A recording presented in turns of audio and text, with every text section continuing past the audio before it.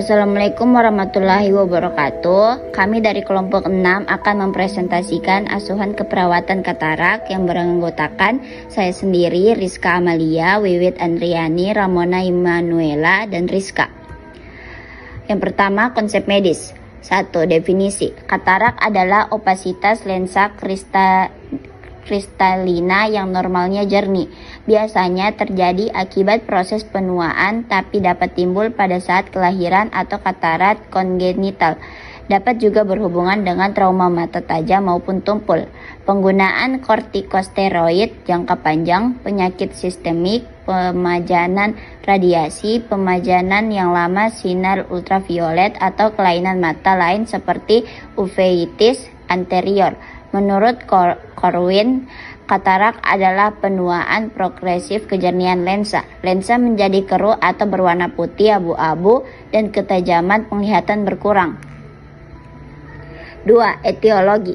Penyebab terjadinya katarak bermacam-macam. Umumnya adalah usia lanjut atau katarak senil, tetapi dapat terjadi secara kongenital akibat infeksi virus di masa pertumbuhan janin, genetik, dan gangguan perkembangan.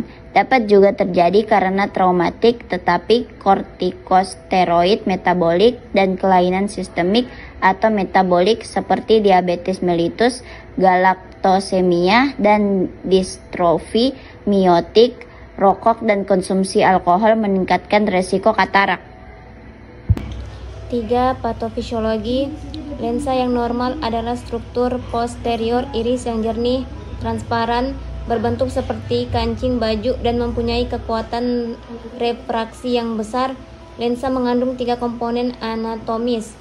Pada zona sentral terdapat nukleus, di perifer ada korteks, dan yang mengelilingi keduanya adalah kapsul anterior dan posterior. Dengan bertambahnya usia, nukleus mengalami perubahan warna menjadi coklat kekuningan. Di sekitar opasitas terdapat densitas seperti duri di anterior dan posterior nukleus. Opasitas pada kapsul posterior merupakan bentuk katarak yang paling bermakna, nampak seperti kristal salju pada jendela. 4. Manifestasi klinis. Tanda dan gejala pada pasien katarak dapat dilihat di bawah. Yang pertama itu ada penurunan tajam penglihatan atau berkurang, buram, kabur, berawan secara bertahap. Yang kedua itu melihat lingkaran cahaya pelangi di sekitar cahaya. Yang ketiga, sensitif terhadap cahaya silau, fotobia. Yang keempat, penglihatan ganda atau lebih disebut diplopia atau poliopia. Ini peningkatan frekuensi penggantian kacamata refraktif. 5. Komplikasi. Kelainan penglihatan akibat pembedahan dapat mencakup infeksi, perdarahan, gangguan retina, penghambatan pupil, pelekatan, glaukoma akut, edema makula, dan kerusakan retina. Setelah ekstraksi katarak, kapsul posterior dapat menjadi opak kifit. Ini kondisi yang disebut membran sekunder atau setel katarak. Terjadi ketika sel-sel subkapsular lensa epithelial meregenerasi fiber yang menghalangi pandangan. Katarak terkatarak ditangani oleh ytrumaluminum, garnet, atau dan juga aluminium, pengobatan laser untuk jaringan yang terinfeksi. Yang keenam yaitu penata laksanaan.